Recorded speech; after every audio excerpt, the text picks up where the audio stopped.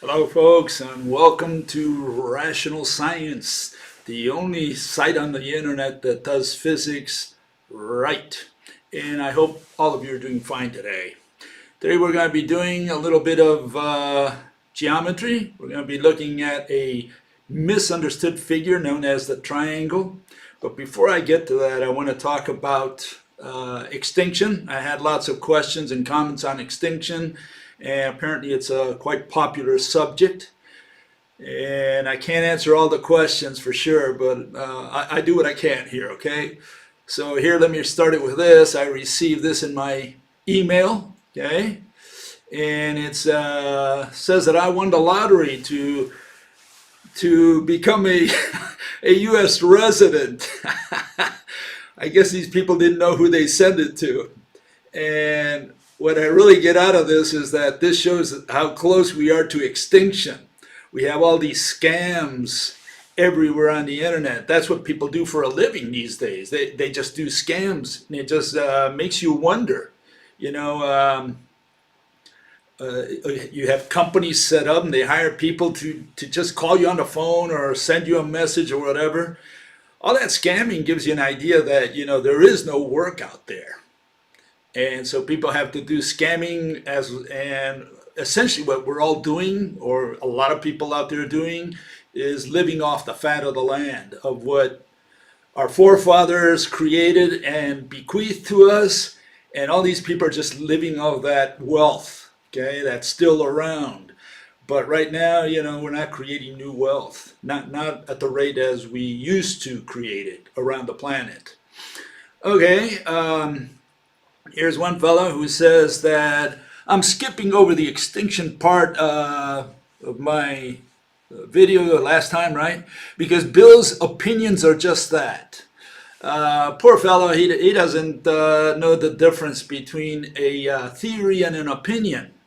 An opinion is religion. Okay, that's what it is. Okay, and we're not talking about opinions here. We're talking about a theory. Some people say that the dinosaurs, for example, died because an asteroid hit the Earth. Other people say that in the Permian, the animals in those days died because of volcanic activity. If you go to the Ordovician, they say, well, those guys died because there was a supernova. And I'm saying that they all died, all of them, because there was an economic collapse. What collapsed was their food disappeared. And when their food sources disappeared, first gradually, you know, you have fewer and fewer species because they have fewer and fewer niches to occupy. And then also, not only do you have fewer varieties, but you also have less volume. And so those animals eventually at some point crash, they go away, and a new food chain emerges. And that's the theory. Am I asking you to believe the theory? No, that's my proposal. See, I can talk about the theory of relativity. That doesn't mean I believe in it. I'm just exposing a theory, and I try to present it objectively. That's what science is about. And this person believes it's an opinion. No, it's not an opinion. It's a theory. It's called a theory. It's called an explanation. Okay. Okay. Another fellow says, dinosaurs are a hoax. He thinks that these are old whale and elephant bones cobbled together for the amusement of the crowds. Those things that you see there. Okay. Well, let's find out. Here, you know, a short while ago, they discovered the skeleton. The whole skeleton, really, of King Richard III. And here he is. This is what he looks like. And they reassembled it, and they were able to tell that, yeah, that was the body of Richard III, because they looked at some of his descendants, and they had the same DNA, okay, or similar DNA. They were able to confirm that this was the guy, and they found him at Bosworth Field there, you know. And so they can take a skull, for example, and because of that, they can say, okay, this is more or less what this person looked like. It doesn't have to be exact, but you can more or less get a picture of what this person looked like in real life. Okay, and that's what they do. You have these artists that study facial features quite in quite a bit of detail, and they are able to reassemble, you could say, reconstruct a face. In fact, you have all these medical examiners and forensic people, and they do that a lot to solve crimes. Okay, and so here's this. You find this in the rock. Okay, find these big heads. These skulls, are those elephant skulls or whale skulls? What are those? Maybe an old rhino that died? Is that what a rhino looks like? And you can see that, you're not going to be able to relate those skulls with any animal alive today, whether whale or what is it, or elephant. Or rhino, for that matter, right? So yeah, it's nice to say these things, but again, what I think these people are is just religious people who don't like their theories. Give me a second here. They don't like to be able to have their religion trashed. And they have these beliefs, and when they see something like that, they just turn their heads away and they say, well, I'm not going to look at that. I don't believe in that. It's like saying you're looking at black and you're going to call it white. That's more or less what these people are doing. Okay. Anyways, another individual says, I went to the other side. Give me a second here. Get him from the bottom. Says, your observation that humans have low genetic diversity. I think you are working with faulty data there. Indeed, with billions of humans on the planet, you're bound to have a large measure of genetic diversity, particularly with the large migrations going on, spreading mutant or rare genes. This fellow knows very little about genetic diversity, obviously. Depending on how you define genetic diversity, humans are practically identical to chimpanzees. What you measure is what you get. No. Absolutely not. Here's an article, okay? And this came out a few years ago, and there was a couple studies, in fact, this is just one of them, where they did, in fact, compare chimps, and they took a troop, maybe 50 to 100 chimps in Africa, in some country in Africa, and they found that just these 50 to 100 individuals, chimps, had more genetic diversity than the entire human race. Listen to that, just a small group had more genetic diversity than the entire human race. And you say, how can that possibly be? You would think it's the other way around. And again, people are mistaken in their notions of genetic diversity, of what it means and what it entails and how it got there. Okay, obviously they don't do much of a research on these subjects. Okay, and they just have these beliefs. Okay, and here's a study on famous Amish who've been inbreeding for the last 300 years, and they're having all kinds of problems, and they're traceable to the founder effect, the fact that they had few people from where all the population today of Amish descend. Okay, they descend from a very small group of people in the hundreds, and here we have hundreds of thousands today. Okay, there's I think 350,000 Amish in the region, Ohio, Indiana, Pennsylvania, that whole Amish region, and they all descend from essentially the same founders. Okay, and that have been inbreeding for so long a time, and that's why they study these groups, because they're like isolated communities, and they're having all kinds of problems. They're, like you see there, they're having the 6 fingers people. They have a thumb and 5 fingers. Okay, and here's an analysis of what genetic diversity is. More or less, this is a synthesis, okay? The 3 major forces shaping the genetic variation in the present Amish population are genetic drift, recombination, and mutation, okay? Because of their unique ancestral history, a modest number of founders account for all genetic variation present in the current Old Order Amish population. As a consequence, while many rare variants entering the population on only a single founder chromosome have become lost, others have increased in frequency through genetic drift and can be found at appreciable frequencies in the current population.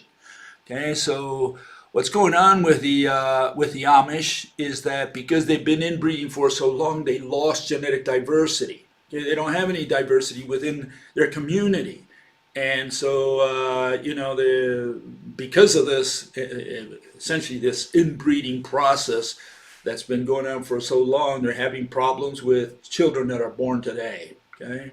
And yeah, that's one theory. Other people might have a different idea about it. I'm just telling you what my conclusion is from this and from the studies that I looked at. And I put that in my book. Okay, here's what I put in my book. I put what I call the law of genetic diversity. And what this law of genetic diversity is that essentially, after a species is born, in other words, when it comes out of the mother trunk and gets isolated and they start reproducing, at first because they encounter new environmental conditions, which selects their genes, their genetic diversity increases. But then after that, what happens, as long as they continue inbreeding, and more so when they become sedentary, what happens is they lose their genetic diversity. And I think that's what's happened to the Amish. I think that happened also to the Neanderthals. If you check a lot of studies that's been done on the Neanderthals, they discovered that they didn't have much genetic diversity at all. And the genetic diversity started falling from about 80,000 years ago to about 40,000 years ago, the Upper Paleolithic. So I think there's a trend between genetic diversity, inbreeding, and time. And you can only lose genetic diversity after that. You can never recover it. We humans, we cannot recover our genetic diversity. There's nothing we can do about it. We can't sleep with a chimp. You might say, well, we can tailor it technologically, with some kind of thing in the lab. Good luck. Okay, I don't know what they're going to turn you into, because the more they change, the less human you become. And so again, we're like the end of the line, and this is how humans end. With whatever genetic variation we have, in our populations. That's it. Okay. Another fellow says technology. Raising the issue of technology. Technology is a double-edged sword, and I'm sure could just as likely cause the crash in food availability. You posit. This is something we don't have. What? Evidence. That's what they think about. Evidence from past extinctions to work with. Yeah, I don't think you're going to find too much technology in the dinosaurs, okay? So it's not too much. It's not that you won't find any technology. We're the only real animal that has, mammal especially, that has used technology in any meaningful way. All the others essentially just do food. Some of them, like beavers, they build houses and so on. You could say that there is some level of technology somewhere in the animal kingdom, but essentially we're it. That's it. Okay, and then he goes into, again, the notion that people have that all these are catastrophic events. He says extinction level events can be ruled out. Can't be ruled out. If the Yellowstone supervolcano erupts, it would wipe out American grain production and, allied to the fragile nature of the world's food economy, cause an extinction event. Again, these people think that it's all catastrophic, and it has nothing to do with catastrophes. It has to do with our economy, at least my theory. So he says that's kind of a hybrid version of your thesis. No, absolutely not. Mine has nothing to do with climate change, which is one of the ones he mentions down there. It has nothing to do with technology, has nothing to do with disease. It has nothing to do with asteroid strikes or any catastrophe for that matter. It has to do with the disappearance of food. In the case of humans, food disappears. Why? Because money disappears. And without money, no one produces or distributes food. That's in a nutshell the theory. You can look up some of my videos there. It goes into more detail. But it's when people introduce this climate change and technology and they get all confused because they think that's what I'm talking about, that somehow they can fit that in. And it's not true. It's none of these have anything to do with my theory. My theory says that food disappears, humans disappear. It's as simple as that. Why will food disappear? Because money disappears.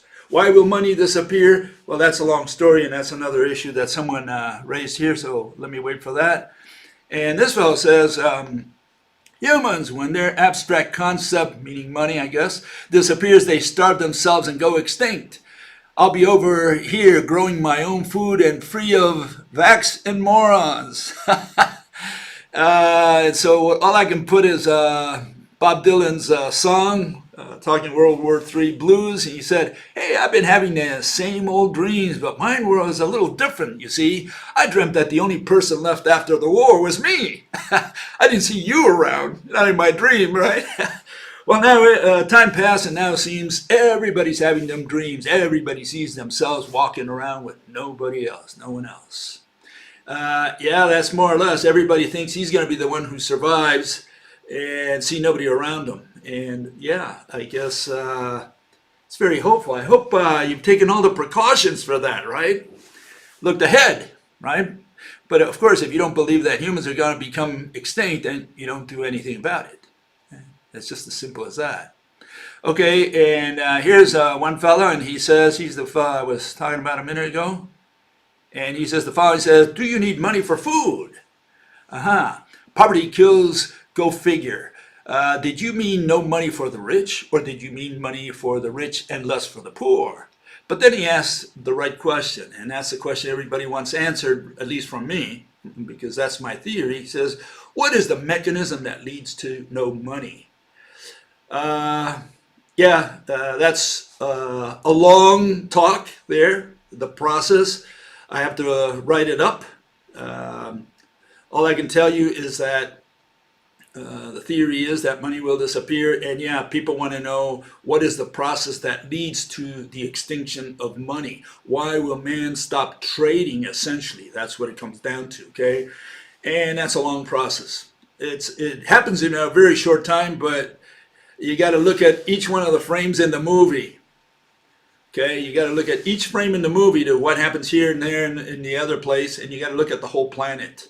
Okay, you got to look at the economy of the entire planet. And all I can tell you right now in general terms is the human economy cannot grow forever. More so when population doesn't grow forever. And population cannot grow first because it's right now growing asymptotically. Our birth rate for the global birth rate is declining. Okay, that's one issue. And without population, you have no demand, and without no demand, you have no business. Business starts leveling off. They start shutting companies down or merging and laying off workers, and which is more or less the process we see today. But that's in general terms. I would have to go into a lot more detail, and that takes a whole video, a whole lecture. Okay, here's one fellow, and he says, this graph shows the number of species, which is different from the amount of biomass. I put this graph the other day, the Cretaceous terrestrial revolution, and what you see there is a big red blot. And what that red part of the graph is are the angiosperms, the flowering plants. And you can see that for half of the Cretaceous, they displaced all the other species. But what this fellow says is those are not the amount of biomass. He's saying those are just the number of species. That's what he's clarifying. Yeah, those are the number of species, but keep in mind that those species multiply. not only in quantity, in variety, but also in quantity. And so the issue is that, yeah, the angiosperms did displace the gymnosperms. Why? Because by the time you get to the quaternary, you don't see conifers, and today we have few conifers on the planet. So something changed. So not only were there more varieties, but there were more of them as well, more volume. Okay. Anyways, this fellow says the lack of diversity in our food supply is a threat to human existence. We might counter that by selectively breeding plants in a range of laboratory-controlled conditions. Again, these people think this is an issue of technology, that we go to the lab and you know, just do some kind of experiment, produce new varieties, and then we'll be okay. This is what I'm proposing is an economic collapse. No one's going to go to the lab because you got to pay the guy who goes to the lab. And if there's no money because the whole economic system of man has collapsed, then no one's going to go to any lab. No one's going to do any study. Everybody's just going to look for food. That's what happens when the global economy collapses. So this notion that we're just going to develop new breeds of plants by injecting them with some kind of DNA or whatever, yeah, they're doing that even today. But it doesn't mean we're gonna that's going to save us. What's the problem here is not a question of quality; it's going to be a question of volume. Okay, we're not going to have the volume of food. Okay, and this is a fellow who wrote a book. His name is Robert Baker, and I do recommend this book. Okay, I read it twice. I like it so much, and I don't agree with much of what Robert Baker says, but the book is a very good book, partly because it's a book about science. It's a book about theories, and that's what I love about that book. It's about theories. You don't have to believe in the theories, but the guy gives it a good crack, and he says, you know, that he's going to be talking about different theories, and just about every chapter is about theories. And he also has a lot of facts because he's a guy who's worked in the field as a paleontologist. Okay, so I do recommend it. He says there, you know, that process there that the animals come in there, they ate, for example, the cycads, and so they wiped them out. And now what happened next was the angiosperms grew in that place, and now that plant disappeared. Now you have a new plant that has that squatted that piece of land. And now you multiply that times volume times time, and over time then, yes, what you'll see is displacement of the foods that the dinosaurs ate, the cycads and other conifers, and what displaced them were the angiosperms. My theory on that is that the dinosaurs did not eat angiosperms. There's been a couple studies that says that they did. I do not subscribe to those theories. I'm saying that the dinosaurs grew with conifers just like we grew with angiosperms. We do not eat conifers. We do not eat ferns. Okay. And so, you know, it's not like we can switch overnight and say, well, oh, there's no lettuce anymore, no apples. I think I'm going to eat ferns from now on. No, it doesn't happen. And it doesn't happen with us, and it doesn't happen with the animals either, with the rest of the animal kingdom. Animals get used to a certain type of food forever. Especially like, you know, in the case of the dinosaurs, they got used to conifers. That's all there was at one point in time. And then right behind them, you know, like I saw you showed in the graph there, the angiosperms came right behind and sneaked up on them and started growing all over the planet. As far as the dinosaurs were concerned, all those were weeds. You know, they didn't eat weeds. They didn't eat angiosperms. And so when the conifers were essentially, you know, the forest of cycads essentially became smaller and smaller, became small islands, that's when the dinosaurs disappeared. That's my theory on that in general terms. Okay. Okay. Final comment on extinction here. Fellow says invokes Herodotus, who was historian, ancient historian, days of the Greeks, And I had to put the first line there because he missed that. He just put the darker blue there. And it says, this is what Herodotus said. He says, these are the stories of the Persians and Phoenicians. For many states that were once great have now become small, and those that were great in my time were small before. Knowing therefore that human prosperity never continues in the same place, I shall mention both alike. That's more or less how he starts his book, okay, Histories. And yeah, he's right, but see, the notion that China, which is the context here, that China is going to replace the United States as the next empire, no, history will not repeat itself in the last generation on Earth. China has no chance of surpassing the United States because today we have a global economy, something the Persians and Phoenicians did not have. So we have a different world today. Okay, so you cannot just extrapolate ancient history and say, well, there's always been new empires and old empires collapse, and that's what's going to happen in the future. Not anymore. This is it. This is the end. The buck stops here. Why? Because what's going to happen here is that the Americans will not allow a country like China to surpass them because they know what the consequences of that are. And right now, the United States is kind of nervous because they had quite a bit of losses last year in both jobs and companies. And the Chinese came up and caught up a little more.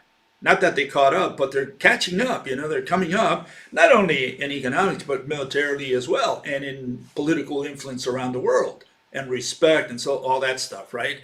And so the United States is not going to allow that. And they're going to do whatever it takes to stop China. And they can't stop China from growing, but that might lead to a war, very likely. Like Mr. Kissinger, I heard the other day say, this resembles very much what happened just before World War I. You know, that saber rattling. And I think something like this is going to happen right here as well. It can happen at least. If it does happen, I just hope they keep it to a conventional war. Okay? Or like, I think it was Einstein who said, I don't know how the Third World War will be fought, but I know how the fourth one will be. It'll be fought with sticks and stones. Okay, let's move on from extinction to the triangle, okay? And as an introduction to the triangle, again, I'm going to pull up some of the questions or comments people made, okay? Because that's going to drive us into what the problem with the triangle really is, the ultimate problem, the underlying problem, okay? Okay, so let's start with the first one, which is this. Okay, fellow says, essentially he copied this from the Wikipedia, verbatim. An experiment is a procedure carried out to support, refute, or validate a hypothesis. Okay, so what is this fellow talking about? Well, he's talking about this. He's talking about something which the question is whether it has anything to do with science. Because support, refute, and validate, all those things have to do with opinion, with belief. An experiment has to do with evidence, with creating evidence or generating evidence or, you know, eventually presenting this evidence. Why do we create evidence? What does a prosecutor do with evidence? Well, his job is to persuade the jury. That's what experiments are used for. Experiments are used for evidence, and evidence is just used to persuade. Nothing more, to convince yourself of something. You could be the juror. Okay? You could be the guy who's trying to convince himself, or either convince yourself or verify some theory that you have or whatever. Experiment has to do only with belief. Only with belief. There is no other purpose for an experiment. Therefore, an experiment is not in itself an objective explanation of a mechanism. Okay? The only purpose of an experiment is to target opinion, belief.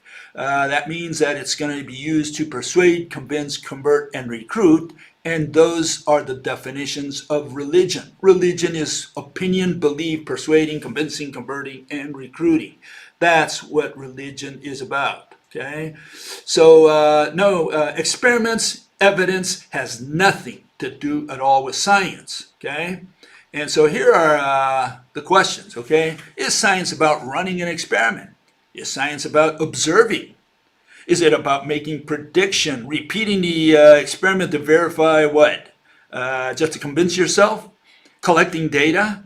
Describing with an equation? Is that what science is about? Because this is what people think science is. This is what they've been drilled to exhaustion to believe, that science is about running an experiment, observing, verifying something. What is all that? That all has to do with belief. Belief is religion. So, maybe the experiment convinced you of something. The guy on the other side of the planet, he doesn't believe in the same thing that you did. So who's right? And then you do the experiment in front of him and say, but here's the experiment. The guy continues to believe something else. So what have you proved? To whom? To yourself? So you prove to a group of people, and these people now have the same religion. And the rest believe in something else. They have a different religion. So who did you prove to? So this is the issue. The issue is that science is not about proof. Science is not about experiments. Science is not about evidence. Let me prove it to you. Okay? Let me present evidence so that I prove that science has nothing to do with experiments. Okay? Let me do an experiment. Very expensive experiment. Okay? Don't do this. Very dangerous. Don't do this without an expert next to you, a relativist especially. Okay? We have a pencil. Okay? We let go of it. It falls to my table, okay? If the table wasn't there, it would fall to the floor. Let's do it repeatable, because all experiments must be repeatable, okay? A repeatable experiment. We're going to do it twice now, okay? There it goes. Fell to the floor this time, okay? Always falls down. You don't believe me? Do it at home. Just grab a pencil, pen, whatever, spoon, let go of it, and you'll find out it falls to the floor. What did we prove with the experiment? Well, what was the purpose of the experiment? What do you know about gravity? What do you know about what caused gravity to happen? Okay, that's the question here. And here, you can push your hand, wave your hand above it. You can wave your hand below it, and there's nothing. There are no strings. There are no particles hitting it from above. There are no strings pulling it from below that you can detect or see. So the question is, what has an experiment told you about the objects, the things that are coming in contact with the skin of the pencil? That's the question. What has come in contact with the skin of the pencil to make it fall down? Was there something hitting it from above? Was it something pulling it from below? What can you feel or see, okay, below and above? What will an experiment tell you about gravity, for example? And here's another experiment, okay? I always show this. Two little magnets there, okay? And, you put them next to each other, and you have, what you have is attraction. And in fact, you can see here, I'm holding it just barely, and it's already pulling it. I'm trying to hold it apart, and it already, the green one goes to the red one, no matter what I do. And so the question is, what is in between these two magnets? Can you see anything here, or are they outside? Can you see or touch anything outside? So the question is, what came in physical contact with these two magnets that forced them to come together? That's the question. That's where we start. And so for this, you got to go to the word object. You got to find out what a thing is. Okay? And this is what we find. Okay? One fellow defines an object as that which you can see or touch. And you will see this also in the dictionary. The dictionary says an object is that which you can touch or see or touch. Okay? That's the notion people have. It turns out that they have the same notion for the word exist. In other words, for them, the word exist and the word object are synonyms. They say an object is that which you can see or touch, and that exists is what you can see or touch. So it's a result of this that they have equated touch with exist with object. They say these two things are synonyms. Okay?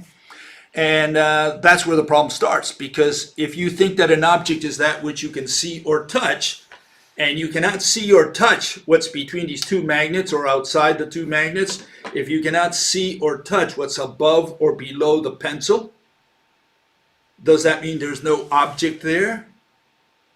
And that's what people have concluded. They've concluded that there is no object because they cannot see or touch it. There's no object that exists in there because they can't see or touch it. And they equate object with existence. And so they say there's nothing there. What they don't realize is that when they do that, what they're doing is filling that space with spirits. They're saying gravity is done with magic. It's done with spirits, with angels, black magic, whatever. Magnetism, since you can't see or touch the object, there is no object there. And so what they do is fill the space with spirits. That's what they're doing. Anyone who does not put an object there and say there's no object that came in contact with these objects is essentially putting a spirit in there, is doing black magic. He's explaining with black magic. And here we have a fellow, and he defines it in a different way, defines the word object in a different way. He got this out of the Wikipedia again. An object is an identifiable collection of matter. Okay, so what are we saying? Is that's a bunch of apples is an object? A collection of matter? Is that what it is? A collection of anything for that matter? A collection of trash is an object? Is that what these people are saying? And says, which may be constrained by an identifiable boundary. May or may not be. Like, we don't care. It doesn't matter if it's got a shape, if it's got a boundary. If it's a collection of matter, a collection of apples, we'll call that an object. That's what this fellow is saying. That he just copied it from the Wikipedia without analyzing what he copied. And you can see where he goes with this. He goes to visible and tangible. The boundary is usually the visible or tangible surface of the object. Okay, so he thinks that it's got to do with tangibility and with visibility. He thinks that this is a question of running an experiment, touching and seeing, to prove the existence of the object, which are synonyms. The existence and object are synonyms. And that's why he arrives at this conclusion. He says, if light is a massless particle, I thought a particle was, or an object was a collection of matter, and matter is that which has mass according to the Wikipedia. Now he's saying that this one has no mass, and two high energy beams interact. Then you have a mechanism which occurred what? Without an object. He says that you can do physics without an object. And there you have an example. You have all these lights crossing, all these beams of light crossing each other. And he's saying that light, you're staring at nothing. That's nothing. He's saying there's nothing there.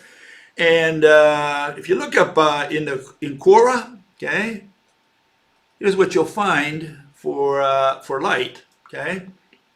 Someone asks the question, says, if light is a wave, what is waving? Okay, good question. These were the different kinds of answers that they got, and there's more of them there, but you can look them up. Look up that question in Quora. And one guy says it's the electromagnetic field. Another guy says, no, it's the electromagnetic wave. Like if a wave is a field and a field is a wave, like they're synonyms, right? The other guy says a wave is propagating what? Energy. The other fellow says the answer is space. It's space that's waving. Or nothing, in other words. And another good fellow says, oh, string theory says that it's a string that's vibrating. And another fellow finally says, there is no medium for light. So these are the answers you get after, what, thousands of years of being familiarized with light. And especially the last 100 years. Since quantum mechanics was invented, you know, these are the answers these people give you. And they're all, these people say, oh, I'm an expert. I'm a physicist. Physicists, and these are the answers they give you. They give you all whatever. They just put words in there. And we still don't know what the answer is. What is waving when we talk about light? We need to identify what is waving. What physical object? These people are saying, no, we're going to do it without objects. We're going to do gravity without objects. Nothing came in contact with a pen. It just fell by magic. Nothing pushing it, nothing pulling it, because we can't see or touch it, and an object is that which you can see or touch. And when you have two magnets come together, there's nothing between them or outside of them pushing them together, because again, we can't see or touch them, whatever's there. So the magnets just came together by magic, just because they wanted to. We have no mechanism. And these people do so-called physics with magic, with spirits. They're introducing spirits, they don't even know it. They're not even aware of that. Okay? They introduce words, concepts such as field and wave and so on, and then you say, well, what's a field, what's a wave? It's the undulation of nothing. There's nothing there. So these are the answers you get. Okay, so this takes me to my conclusion for this little segment, okay, the introduction, and this is it. The principle of secret agents. Okay? No experiment can elucidate what an invisible, intangible entity is or looks like. The only way to determine what secret agents Mother Nature uses to do gravity, light, magnetism, etc., is through thought experiments. Visualization. You have to think, you have to pull back and visualize what Mother Nature could be doing all these things with, gravity, light, and so on. And that's the only way you're going to figure it out. And that's the only way you're going to understand how Mother Nature does her magic. But if you say there's no object there because we proved it, because we can't see or touch anything in that region, then you're filling that same region with spirits and black magic and just walking away and saying, well, I'm not going to deal with that question anymore because I can't see or touch it. And what's an experiment going to show you? Well, if you can't touch it or see it, an experiment's not going to help you very much. That's the conclusion. Okay? Okay, and so what does this have to do with the triangle? Well, it turns out that the triangle is a figure, and a geometric figure. Okay, and a figure is the synonym of the word object, of the word thing. That's what a figure is, because the definition of the word object, figure, thing is that which has shape. So it doesn't matter which word you use, which synonym you use, that which has shape. Okay? And so here we have a triangle. Okay? Or several of them. And the question is, what is a triangle? And you say, well, all those are triangles. Well, no, we have to go by the definition or the description that people made out there. And the one we're still using today are the ones created by Euclid. Okay, he came up with all these so-called triangles, okay, or the definition. And obviously, he got that from other Greeks as well, right? And so all these are not the same. So let me show you what the differences are. The first one is just an outline, just a bunch of dots. Is that what it is? Just, nothing in the center? It's not a plane, it's just a line that went around. Is that what a triangle is? Or is the triangle the one on the side, which is the one, the dotted line, but with a filled center, or the filled, whatever enclosed within the boundary? And there's a difference between that and the solid line on the bottom. The one on the bottom, the two on the bottom, actually, have solid lines. These other guys are dotted lines. So which one is it? Is it a dotted line? Is it a segmented line? Or are we talking about a solid line, continuous line? Which of the two is the triangle made of? Well, for this we got to look at the word line, because that's the word that's used to define the triangle. Okay, let me get this one out. And here you see it. This is Euclid's triangle. This is how he defined it. Okay, so that we find out that he did it in terms of lines. He says a boundary is that which is an extremity of anything, of something, or whatever. A figure is that which is contained by any boundary or boundaries. And again, he's going to consider what a triangle is a figure. So rectilinear figures, right, are those which are contained by straight lines. Okay, trilateral figures being those contained by three. Talking about a triangle. Of trilateral figures, an equilateral triangle is that which has three sides, and he goes into isosceles, scalene, and so on. Okay, fine. So he's got different types of triangles. And then he says further triangular, well, he just goes over that again. He just talks about right angled and acute angled triangles. So he just mentions different types of triangles, but what are they contained by? Lines. So we got to get down to the bottom of this and find out what a line is, okay? Because that's what he's going to use to encapsulate his triangle, okay? So here it is. Well, that's, let me get Euclid's line first, okay? Here's Euclid's line, okay? And you can see the definition. He says, a line is breadthless length, okay? And what is the line? The ends of lines are points, and a straight line is what? Is a line which lies evenly with the points on itself. What is a line made of? Points. Okay, and by the way, the modern people have the same notions. Line, the set of points, okay, often described in terms of 2 points. Okay? So what is a point? Well, they tell you, it's a location. That's what a point is. So a line is a bunch of locations. Every time they use the word line, they're talking about a bunch of locations. There is no such notion as a continuous line, a solid line, a line made of a single piece in all of modern or ancient geometry. The line is made of points. What is a point? It's a location. That makes a line an itinerary. So when we're talking about a triangle, a circle, or a square, we're always talking about itineraries. Why itineraries? Because the mathematicians, what they do is they measure. They unroll their measuring tape, and they're going to measure something. And so what you're essentially doing is looking at the location of the front side of your measuring tape that you're unrolling. That's conceptually what's happening with geometry. So they have no use for an object such as a circle or a square or a triangle. They can't do anything with that. They can't put the word triangle in an equation and the word square in another. What they can put is a measurement of a side or of an angle or whatever. But they cannot put a plate like this. Here's the circle, okay? They can't put circle in an equation. What are they going to do with this? They have no use for this, for the genuine circle that belongs to geometry, okay, to the plane. They have no use for that. Okay, so here's the line. Okay, this is it. It's an itinerary. It's a bunch of locations of the turtle. This is what it is. But even if you don't agree with me on that and you say, well, maybe it's not just, maybe it's just a bunch of locations, static locations without any motion. Okay, so this is what you're saying. You're saying it's just a bunch of apples. You're just saying that each one of those dots represents a location, for example, of an apple.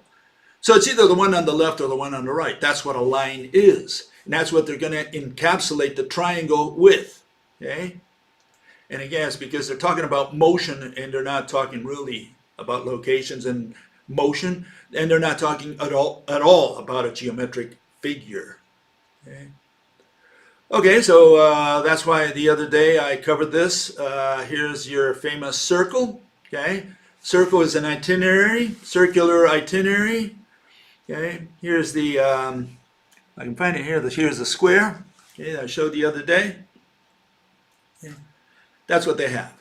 That's what a square is. Square is just a bunch of locations of an apple that's going around, some kind of perimeter or whatever. Okay, and so this takes us to our famous triangle. Okay, guess what a triangle is? Here it is. You'll see it for the first time. That's what a triangle is. It's a bunch of locations. It's a little dot, which is actually a representation of a location. It's a location at different locations. That's what it is. They represent it with a dot so that you can see something and think that you're looking at a figure. Okay? And yes, you can go in there and say, well, what if we freeze those? Okay, so that's what you get. You get a triangle. That's your triangle. And is that what a triangle is? A bunch of dots? Just a perimeter? Nothing in the center? Because that's what a circle is said to be. Okay, just a bunch of lines, and lines are made of points. So what are these people talking about? You know, and this is the issue. The issue is that there are no geometric figures in geometry. They're all itineraries. They're all locations. And if their locations, first, it doesn't belong in geometry to begin with, because geometry is about shapes. First and foremost, you have to have a shape before you can do geometry, just like you have to have an object before you can do physics. And they don't have objects. And now you can see where I'm coming from. Yeah, because they have all these concepts out there. They have black holes. What is that? A singularity, zero-dimensional singularity. And they think that's a geometric object. Then they talk about space-time. What is space-time? Well, it's how they explain gravity. What is gravity? It's a geometric theory. Okay, why? Because they're saying it's the shape of space-time. So what is space-time? Is space-time a physical object? Is a geometric figure? No, space-time is a concept. It's motion. Space, time. They're talking about time. They're talking about motion. That's what they're talking about. They call that a geometric figure, and they talk about the geometric theory of gravity, and that's what general relativity supposedly is. That's how geometry entered the world of physical interpretations, which they call mathematical physics.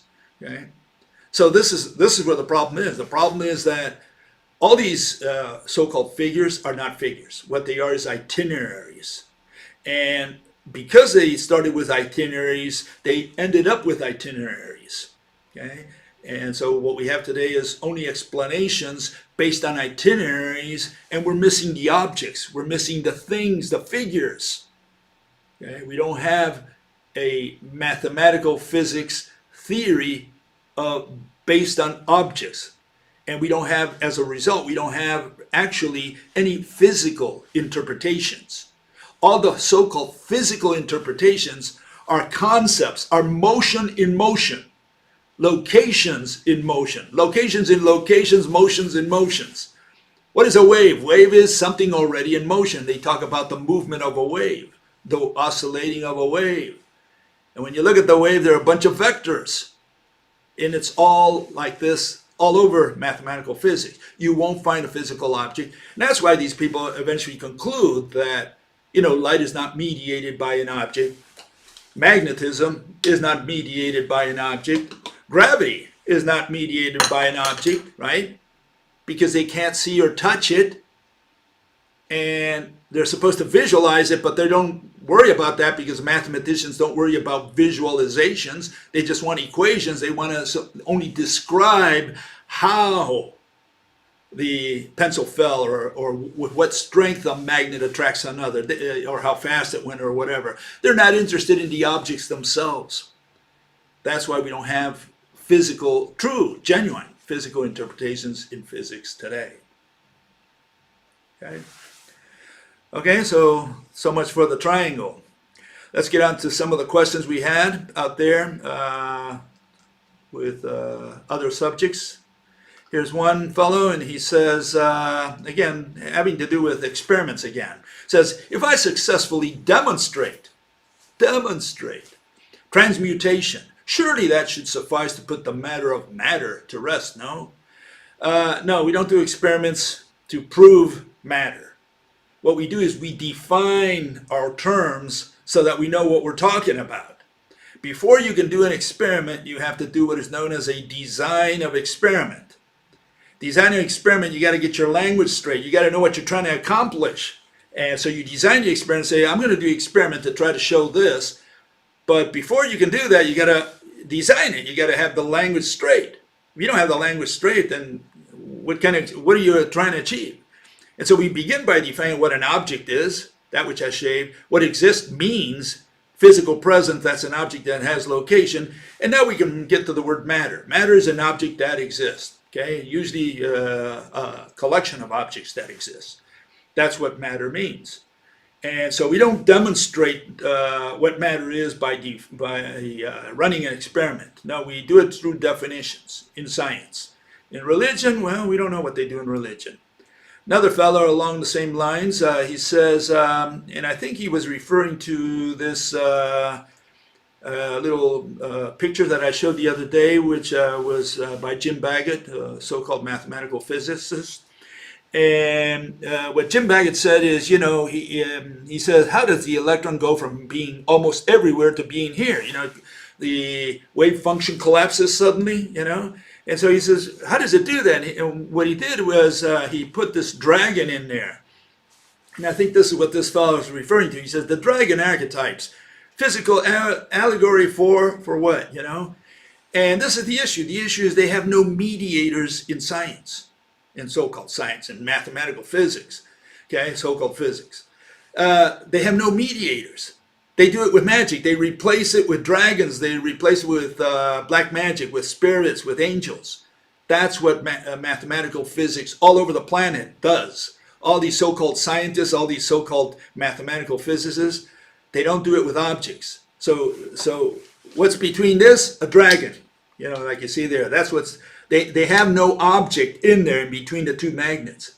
They say this is done with magic or with dragons or with angels or spirits or whatever.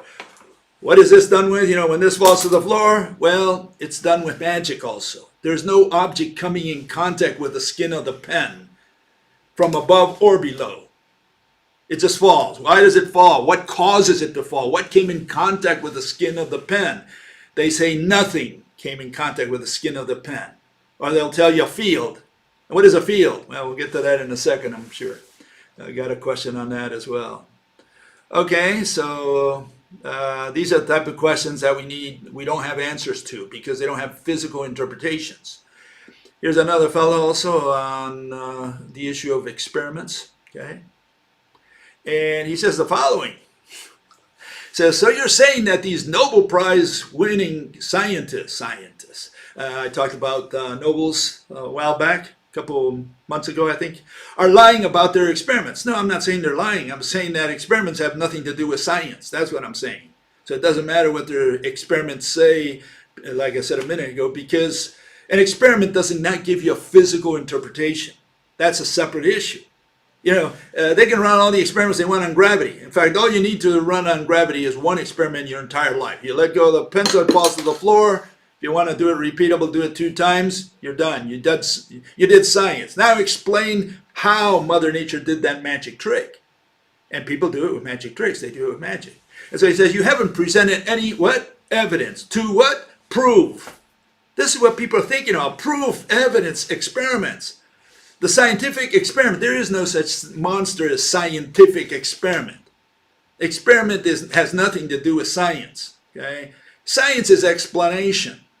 150% explanation. You have to explain something. That's when you have to use the gray matter.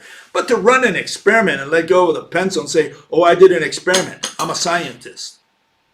Are you a scientist because you did an experiment? You're a scientist because you found out that 2 magnets come together and you can say, oh, I did an experiment. Is that science?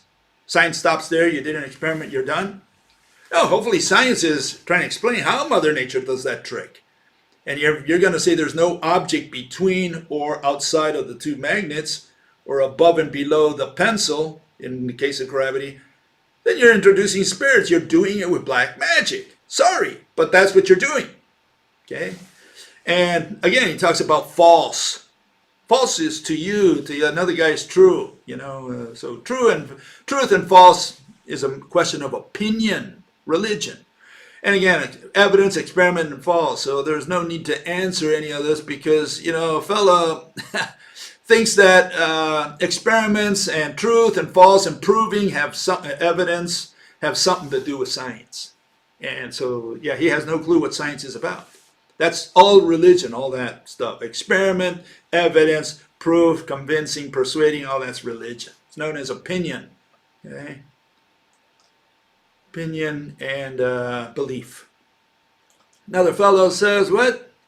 Says experiments demonstrated the difference between Einstein and Newton's theories. My God, poor fellows. All these people really believe all this nonsense. They think that some kind of experiment proved their theories. So let's correct him. Okay, the first thing we have to correct him is that neither Einstein, well, I can't say neither, but Newton had no hypothesis. He even said, I have no hypothesis. Fingo non hypothesis, he said. But he has an equation. An equation is a description. A description is not a theory. A theory is an explanation. And that's what Newton was saying when he said he had no hypothesis. Okay?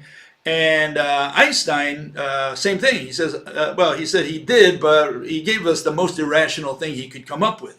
He says the Earth doesn't leave the solar system because time is warped. It's a warped wall that stands in its way. That's how he explained. That's his theory.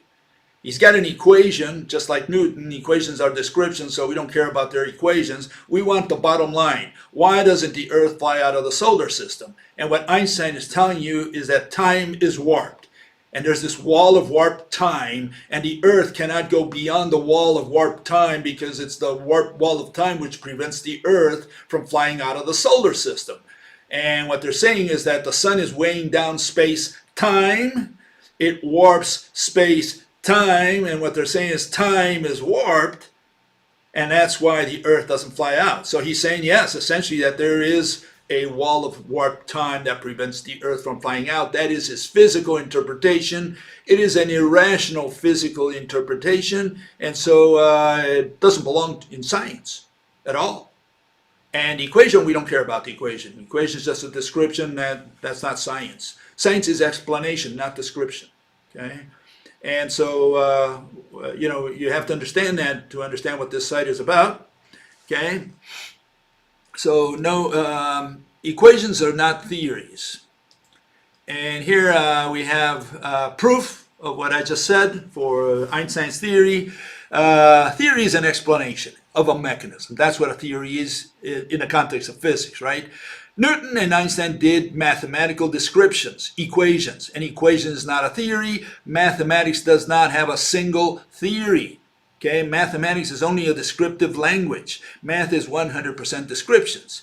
Now, Newton at least offered no theory for how gravity works, but Einstein proposed an irrational physical interpretation for how gravity works. And here you have, on the one hand, Mr. Brian Greene, and there he says, all these are his words, by the way, it's the warping of space-time, okay, that causes the moon not to fly out of the Earth or the Earth to fly out of the solar system. And another guy who's got like 68 million hits, he shows this, and people just gobble it up, and they say, oh, that's science. So he shows a little ball rolling around a center there, and the balls all fall in there. But it turns out that the Earth doesn't fall to the sun, neither does the moon towards the Earth. And the question is, why does that ball fall? If that's the mechanism, why don't we fall towards the sun?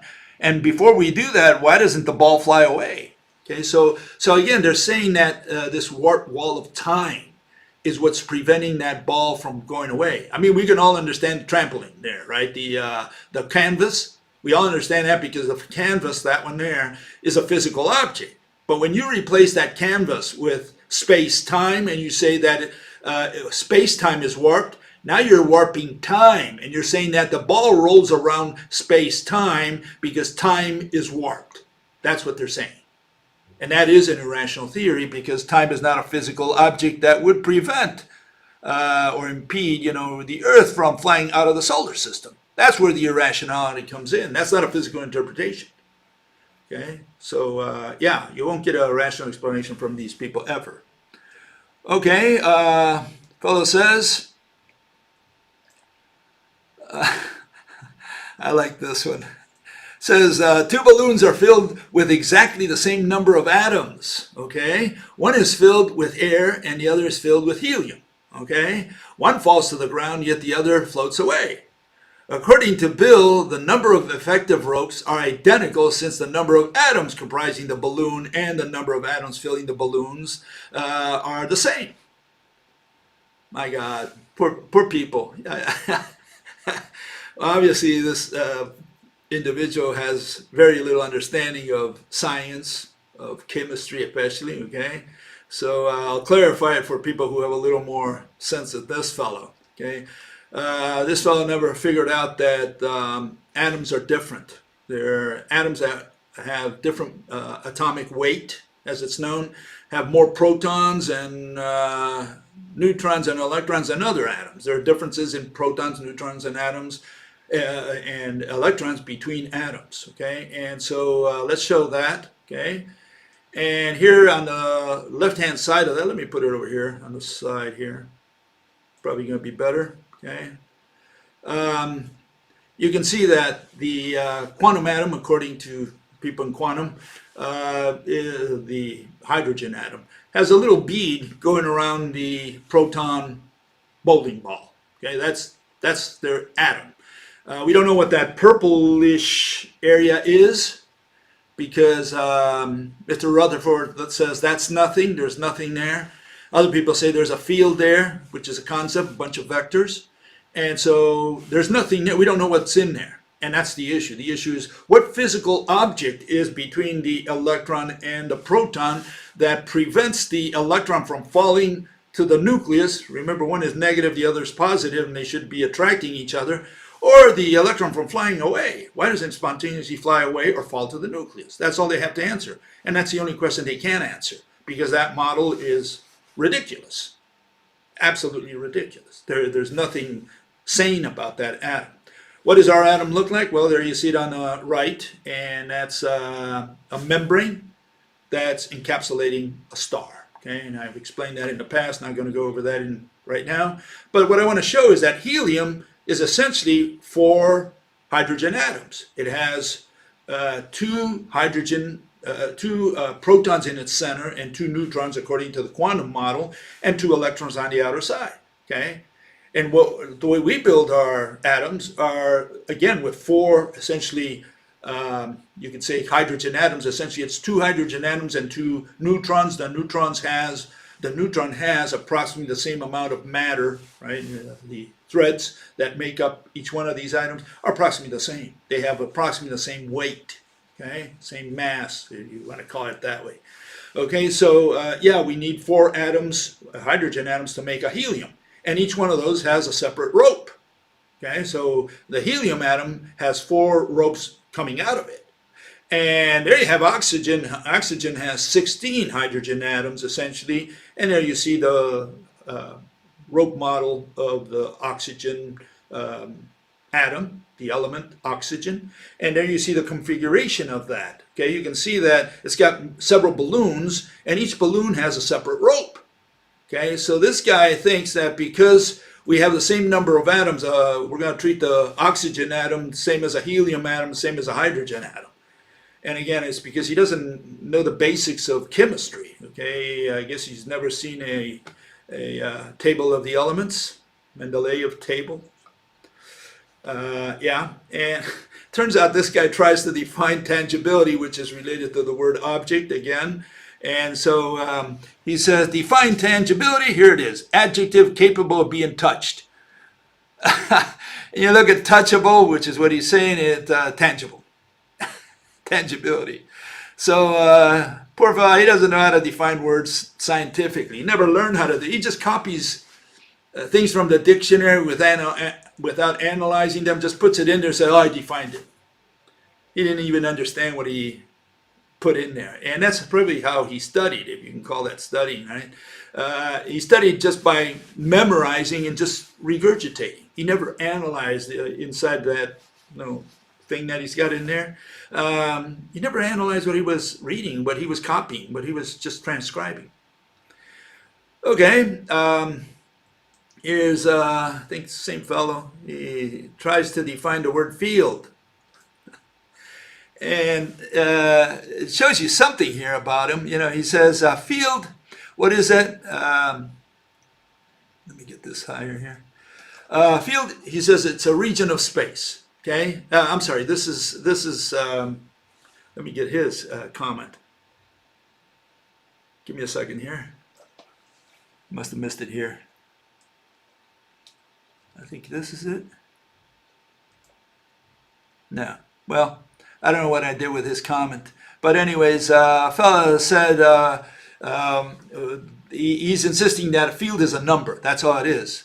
Oh, it is his issue, because he says a field is a region of space. And then he continues with a definition of that. But he's saying it's a region. That's what he's saying. And he says each point of the region of space, right? Each point is associated with a quantity. So he's saying that it's a region of space, and he says it's a quantity, a bunch of quantities. So is a field a region, or is it a bunch of quantities? Okay, and he says the static field at any given point in space is a number.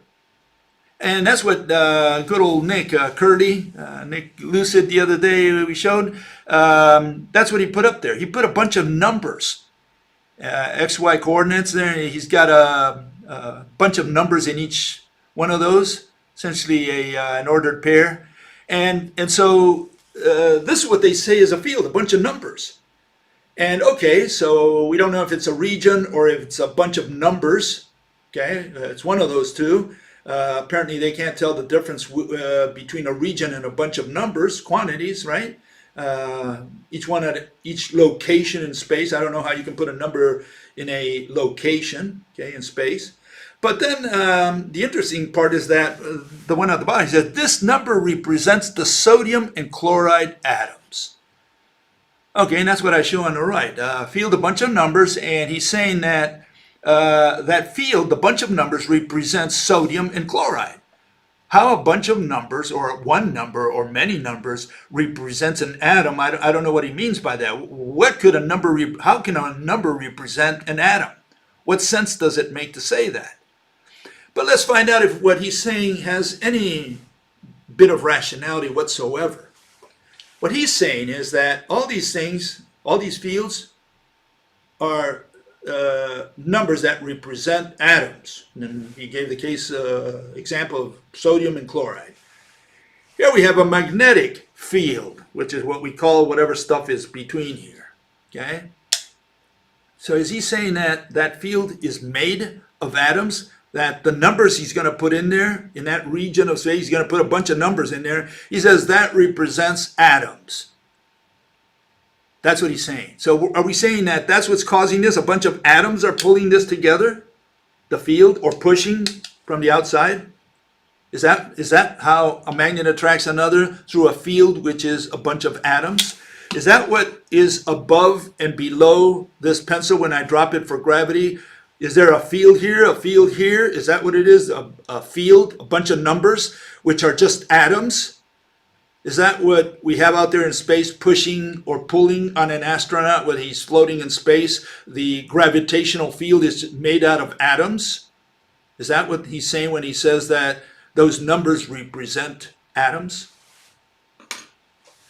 So this is the problem. The problem is these people don't know the difference between an object and a concept. They put a concept, they think they're talking about object. They say, oh, the field is made out of some kind of concept. That bunch of numbers, vectors or whatever. Okay, but let's here show you a magnetic field. Okay, I want you to look carefully at this because here you can see it in slow motion. What is the magnet doing? It's attracting one iron filing at a time in that region around it. Okay, and what this guy is saying, hey, what you have there is a bunch of numbers. And those numbers represent atoms. Is that what's attracting each one of these iron filings? Are there invisible atoms in that region that attract the iron filings? Or is there something else in there? And yeah, with an object that you can't see or touch, you can't prove what's in that region. And so they said there's nothing in there. And then they say, well, that nothing is a bunch of atoms which are represented by numbers. That's what this fellow is saying. So, what have we learned with him? We learned what a field is with him.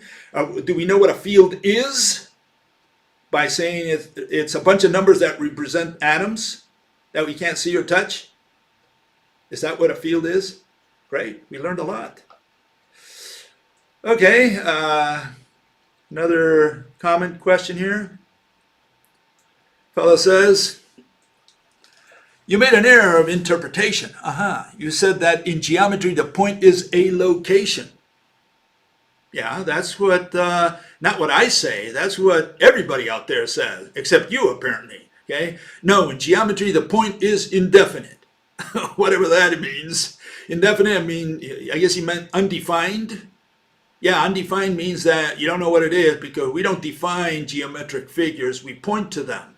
And you can't point to a point, because there's nothing there to point to because they say it's zero dimensional because it's a location. That's why you can't point to a point because a point is not a geometric figure. Okay, let's get that right, because if it were a figure, it would be at least two-dimensional. And that's what they put. They put a dot, which is two-dimensional, perhaps three in some cases, depending on what he's representing it with. And then they say, what you're staring at is zero-dimensional. It has no dimension. Well, I'm staring at something that has two dimensions, at least, a dot. It's got width and height. And they're saying, well, you're not supposed to pay attention to the dot. The dot represents a location, just like this guy says, the field, the vectors, whatever, the numbers out there in space, they represent atoms. And this guy says something similar. So your whole subsequent interpretation based on bullshit from Wikipedia is erroneous. Oh, I'm sorry. Okay. In geometry, a line is an indefinite, I guess he meant really undefined, but I don't know if that's what he meant, mathematical object. No such monster as a mathematical object. You know, we don't put adjectives in front of the word object. An object is an object. You have to define what an object is. Now, there are different categories of object. You have two-dimensional objects. You have three-dimensional objects. But those are categories. Object, you have to define that word before you can put an adjective in front. And there's certainly no such monster as mathematical object because that term has never been defined. Mathematical objects, so-called objects, are all concepts. Not one is an object. They call them objects to give you the misleading impression that they're talking about physics. That's the only reason they put the word object in there. It is an abstractionism, yeah, which means it's a concept. That's what all you said. It is not a moving point. Well, yeah, it is. This fellow is really bamboozled by the establishment. Here's what it is, okay? And this is not from me, this is from all these gurus out there. First we have Euclid, and he says a line is breadthless length, okay? The ends of a line are points, and a straight line is a line which lies evenly within what? The points on itself. It's made out of points. What do the bozos today of mathematics say? They say line, the set of points, often described in terms of what? 2 points. Example, AB. Then they have the concept of a point captures the notion of what? Location. That's what you see on the bottom. You see a bunch of locations, and a bunch of locations is known as an itinerary. That's what you're staring at. Point is a location and line is an itinerary. What part don't you understand? And that's from them. You know, I don't use the word line. We don't have any use for the word line in science. That's only in mathematics, in geometry, and this religion called geometry, which attempts to merge math with physics. Impossible.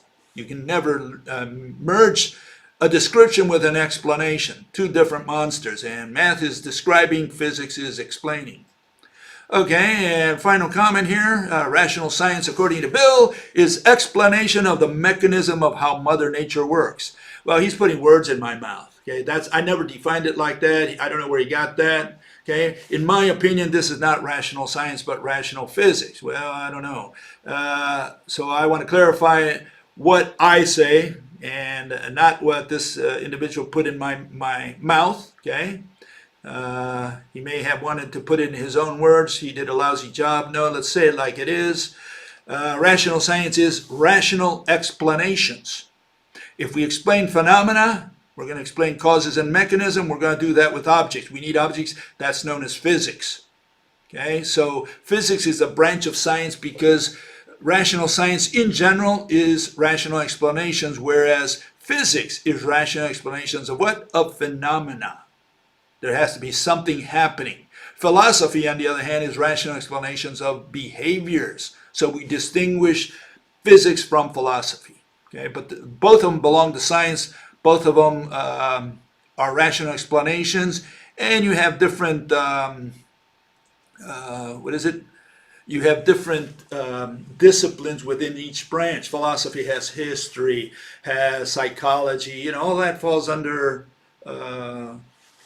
philosophy. And then on the physics side, because they're going to explain some behavior. Why did Napoleon go to Waterloo? Why did this guy, put drugs in his body or whatever? Why did he eat this instead of that? So those are behaviors. And so you're looking at purpose, reason, why someone did something. That's philosophy. Physics deals with objects, how something happened, and by how I don't mean a description, I mean what caused it to happen. It's a why, but you got to be careful with the hows and whys. You have to apply them in the case of physics to objects. How something happened means what caused it to happen, what triggered it to happen. Okay, that's what we mean when we say how or why in physics. And so no, I don't know what this understood, but that's my definition of science. And with that, I'll see you on Wednesday. We'll see you then. Bye-bye.